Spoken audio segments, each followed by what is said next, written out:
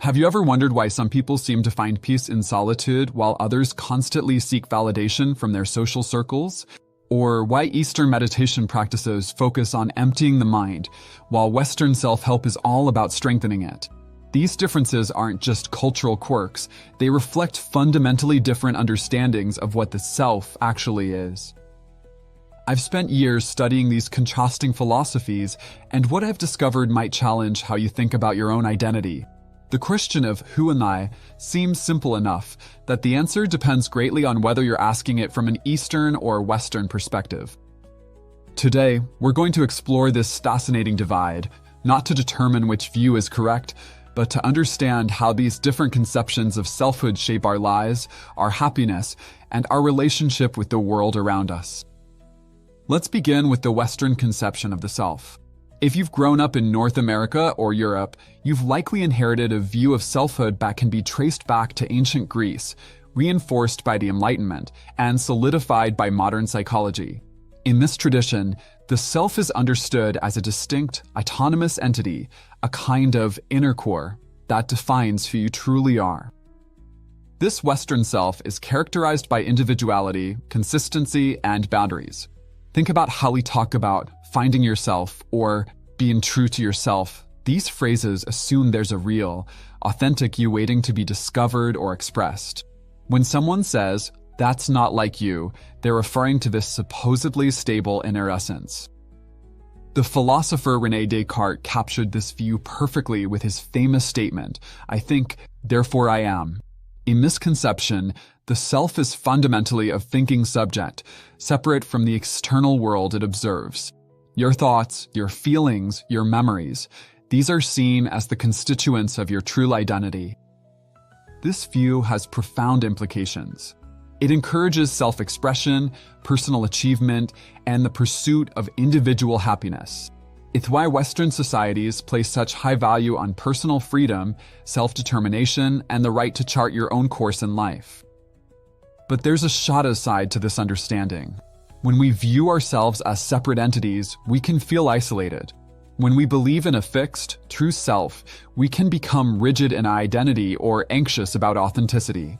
And when we equate our thoughts with our essence, we can become trapped in patterns of negative thinking. Now, let's cross the philosophical divide and explore the Eastern perspective on selfhood. In traditions like Buddhism, Taoism, and certain schools of Hinduism, the self is understood very differently. Rather than seeing it as a fixed entity, these traditions often view the self as an ongoing process, fluid, interconnected, and ultimately, in some sense, illusory. The Buddhist concept of anatta, or no-self, teaches that what we perceive as ourself is actually a temporary collection of elements, physical sensations, perceptions, mental formations that are constantly changing. There is no permanent I hiding behind these experiences. In this view, the sense of having a separate, enduring self is not a discovery but a misunderstanding. Similarly, in Taoism, the self is seen as inseparable from the natural flow of the universe.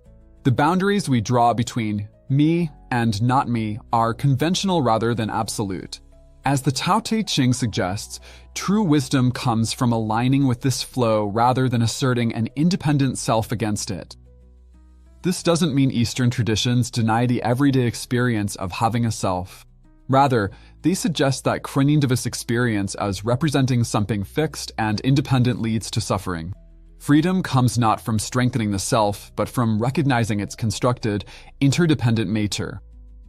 Before we continue exploring these fascinating differences, I want to take a moment to invite you to join our community. If you're finding value in this discussion, please consider subscribing to the channel and turning on notifications.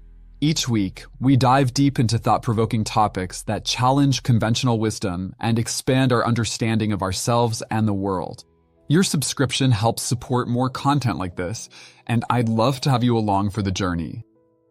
Now, let's examine how these different conceptions of selfhood play out in everyday life. Consider how we approach personal growth.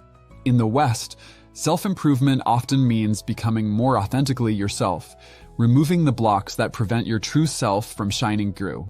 It's about strengthening your sense of identity and achieving your personal potential. Eastern approaches, by contrast, often focus on transcending the limited self. Practices like meditation aim not to enhance the self, but to see through it, to recognize the impermanence of thoughts and feelings rather than identifying with them. The goal isn't self-actualization, but self-transcendence. Or consider how we relate to others. The Western self-concept encourages clear boundaries, knowing where you end and others begin. Those a focus on independence and autonomy. Eastern traditions, meanwhile, emphasize interconnectedness, seeing others not as separate entities, but as extensions of a larger whole of which you are also a part. These differences even extend to how we experience emotions. In the Western view, emotions are often seen as expressions of the authentic self that should be acknowledged and sometimes acted upon. In many Eastern traditions, emotions are viewed more as passing weather patterns, phenomena to be observed without necessarily identifying with them. It's important to note that these are broad generalizations.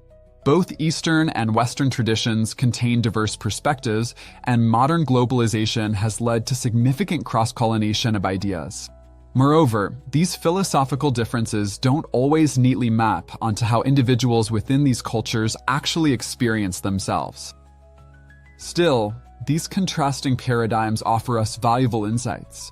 The Western view reminds us of the importance of individual rights, personal agency, and the unique gifts each person brings to the world. The Eastern perspective offers a remedy to excessive self-concern, pointing toward the freedom that comes from holding our identities more lightly. Perhaps the most valuable approach is to learn from both traditions.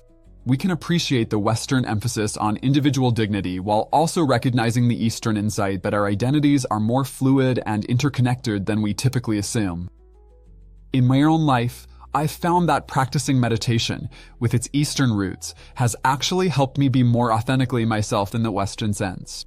By observing my thoughts rather than identifying with them, I've gained freedom from limiting beliefs about who I am and what I'm capable of.